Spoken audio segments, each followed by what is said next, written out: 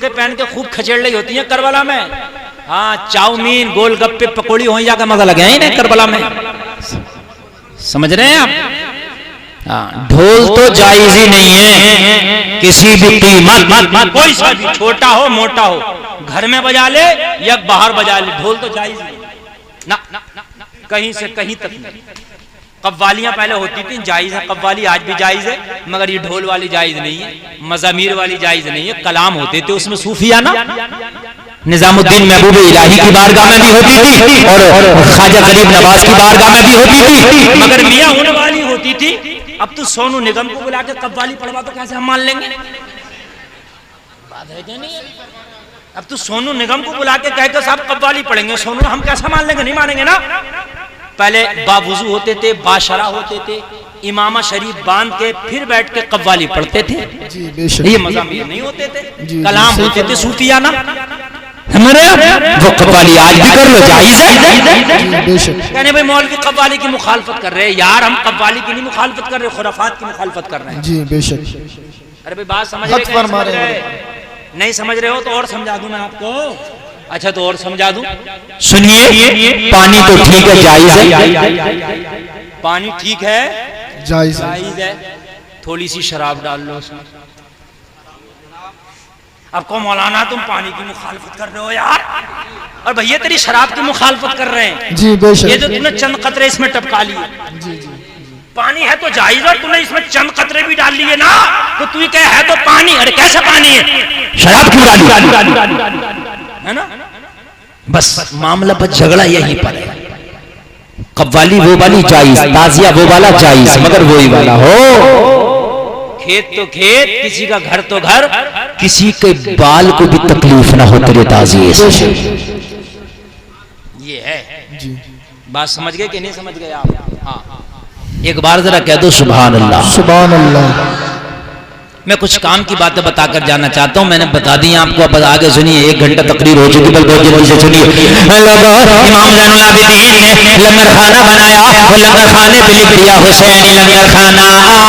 اپنے آؤ کھاتے جاؤ، غیر آؤ کھاتے جاؤ، شہری آؤ کھاتے جاؤ، دیہاتی آؤ کھاتے جاؤ، جو آؤ کھاتا کھاتا جائے، اس لیے کہ میں نے بابا کے نام پہ یہ لنگر خانہ بنایا. زندہ باد زندہ باد. نعرہ تکبیر، نعرہ رسالت، مسلک اعلیٰ حضرت شہدائے کربلا حضرت علامہ مفتی گلفام صاحب قبلہ. نعرہ تکبیر، علماء کرام. بہت خوب. اب یہ بتاؤ مجھے کہ یہ کہاں سے جائز ہو جائے گا؟ ایک گاؤں میں 1.5 لاکھ کا تعزیہ بنا اور 6 مہینے سے امام کی تنخواہ نہ گئی تھی. یہ کہاں سے یار جائز ہو جائے گا؟ مجھے بتائیے. تعزیہ 1.5 لاکھ کا بنا اور تنخواہ امام کی 6 مہینے سے نہ گئی. پتہ نکالا تو بولے حضرت چندہ امام سے بھی لیا، تنخواہ دیے نہیں دیے، چندہ لیا. دے گا کیسے نہیں یار؟ جب جہاں 20 لوگ اکٹھے ہیں، غریب امام کیا کرے گا بیچارہ؟ زبردستی لیتے ہیں، ڈنڈے لے کے گھومتے ہیں. دے گا کیسے نہیں؟ دے گا کیسے نہیں؟ گنڈے ٹہل لیں نا. یہ حسینیت ہے؟ خدا کی قسم نہیں ہے نا. جتنا تیرے پاس تھا تو اس کے حساب سے بس بات کرتا، اس سے آگے تو کیوں لوگوں پہ ظلم کر رہا؟ لنگر خانہ چل رہا تھا، لنگر خانہ چل رہا تھا محرم میں بھی، محرم کے علاوہ میں بھی. اب سنو آگے، اب آگے سنو. میں جو تاریخ پڑھ رہا ہوں نا، اکثر یہ تاریخیں سننے کو نہیں ملتی ہیں جو میں پڑھ رہا ہوں. آپ نے شہادت بس حد تک سنی ہوں گی، وہ شہید ہوئے علی اکبر، شہید ہوئے علی اصغر کے تیر لگائیے، بس سنتے ہیں. 10 محرم ہو جاتی ہے، اس کے بعد لوگوں کے جوش ختم ہو جاتے ہیں، بات ختم ہو گئی. نہ کسی کو سنانے کا ٹائم، نہ کسی کو سننے کا ٹائم. پھر محرم آیا، پھر شروع ہو گئی. اس لیے میں وہ سنا رہا ہوں جو کربلا کے بعد بھی کیا ہوا تھا اس کو سنو. اس کی ضرورت ہے، لوگ سننا چاہتے ہیں. ہے کہ سننا چاہتے ہیں کہ نہیں سننا چاہتے ہیں آپ؟ ہر آدمی سننا چاہتا. اور مجھ سے تو سنانا تو میں تو یہاں تک سنا دوں کہ کربلا کے بعد ایک ایک یزیدی کا کیا ہوا تھا، کیسے مرے تھے، ان کا انجام کیا ہوا تھا، جو حسینی بچے تھے ان کا کیا ہوا، یہ سب سنا دوں مگر وقت نہیں ہے. 11 بجے مجھے بیٹھنا تھا، میں 12:05 پہ بیٹھا. 1 گھنٹہ 5 منٹ تو پہلے سے ہی میری گاڑی لیٹ چل رہی ہے.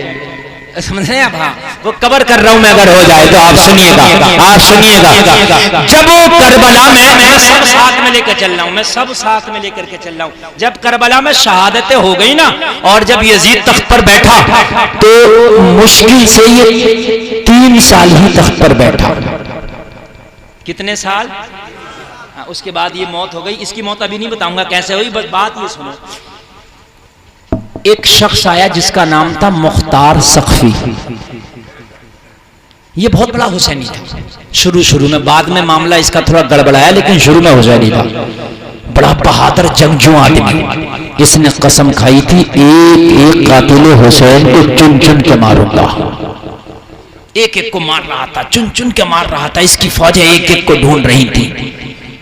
حسین کے قاتلوں میں ایک شخص کا نام تھا سنان، شیخ سنان، اپنے آپ کو شیخ کہلاتا تھا، مگر حسین کے گلے پہ سب سے پہلے خنجر چلانے والا یہی ظالم تھا۔ کوڑ کے نشان تھے اس کے چہرے پر، اللہ اللہ۔ نبی نے فرمایا تھا ایک کوڑی کتا میرے خون میں منہ ڈالتا ہے۔ جب پتہ چلا مختار کو کہ سنان نے حسین کے گلے پہ خنجر چلایا تھا، قسم کھائی جب تک بستر سے اپنی پیٹھ نہیں لگاؤں گا جب تک سنان کا کام تمام نہیں کر دوں گا، قسم کھائی۔ فوجوں کو بھیجا چاروں طرف، پتال میں ملے کہیں ملے، سنان چاہیے۔ کون چاہیے؟ سنان چاہیے۔ لوگوں یہ خبر سنان کو مل گئی کہ تیری تلاش میں مختار کی فوجیں گھوم رہی ہے۔ لوگوں سنان نے اپنے غلام کو لیا اور غلام کو لے کے بولا تو ایک کام کر، مجھے یہاں سے باہر نکال دے، اگر باہر نکالنے میں کامیاب ہو گیا تجھے انعام دوں گا، اگر میں باہر نہ نکل سکا تو مجھے مختار کی فوجیں تلاش کر کے مختار کے پاس لے جائیں گی، مختار میرا سر قلم کر کے میرے لاشوں کو چوراہے پر لٹکا دے گا، چیل کتے میرا ماس نوچ نوچ کے کھائے گے۔ بڑا سخت آدمی تھا۔ اپنے غلام کو لیا، کہنے لگا تو بھیڑے چرانے جاتا نا، بھیڑوں کے ریبڑ میں مجھے لے چل اور مجھے شہر سے باہر نکال۔ توجہ کرنا، میں تاریخ پڑھ رہا ہوں، ایمان تازہ ہو جائے گا۔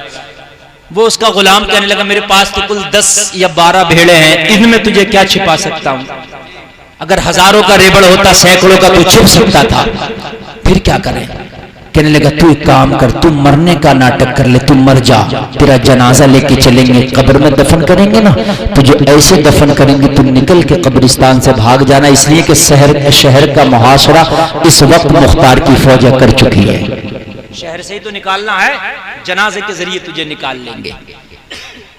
ہائے ہائے ہائے، مرنے سے پہلے مرنا پڑا، مرنے سے پہلے مرنا پڑا، جنازے کی شکل میں لے کے گئے۔ لوگوں جب جنازہ دفن کرنے کی بات آئی تو اس کا غلام بولا کہ مجھے کو یہ کام کرنے دو، سب ہٹ جاؤ، بس قبر میں رکھ دیا، انتظار کرتا رہا موقع کا کہ اب نکل جائے۔ لوگوں ذرا غور کرنا، تاریخ میں آتا ہے سنان نکلا، شہر ہی چھوڑ دیا، شہر میں رہوں گا تو مختار کی فوجیں محاصرہ کر کے بیٹھی ہیں، نہیں چھوڑیں گی، نکلا، ڈرا تھا، اتنا بھاگا، بھاگتے بھاگتے مدینہ پہنچ گیا۔ کہاں پہنچ گیا؟ اور مدینے میں معلوم ہے کہاں پہنچا؟ اتنا بھاگا مدینے میں حسینی لنگر خانے میں آ گیا۔ کہاں آیا؟ وہیں آ گیا۔ کھانا چل رہا تھا، کئی دن کا سفر کا تھا، بھوکا تھکا آ رہا تھا، اس نے دیکھا ہی نہیں بورڈ پہ کیا لکھا ہے، بورڈ نہیں دیکھا، بھوکا تھا، کھانا دیکھ گیا، کھانا دیکھا تو کھانے پہ ٹوٹ پڑا، بورڈ پڑھنے کی کہاں فرصت، کھانے پہ ٹوٹ پڑا۔ امام زین العابدین لنگر خانے میں لوگوں کو کھانا کھلا رہے تھے، باپ کے قاتل پہ نظر پڑ گئی، پہچان لیا تو سنان ہے، یہ تو وہ ہے جس نے باپ کا گلا کاٹنے کے بعد خیموں کو آگ لگائی تھی، یہ وہی ہے جس نے میرے ٹولے مارے تھے۔ زین العابدین خدا کی قسم اٹھے کرسی سے، اس کے پاس آئے، جو اسے کھانا کھلا رہے تو انہیں ہٹایا، بولے یہ میرا مہمان ہے، آج اس کی ضیافت میں اپنے ہاتھ سے کروں گا۔ یار کہہ دو نا سبحان اللہ. وہیں آ جاؤ جہاں میں کہہ رہا تھا کہ کھانا تو کتوں کو بھی کھلانا ثواب ہے، کھانا تو دشمن کو بھی کھلانا ثواب ہے.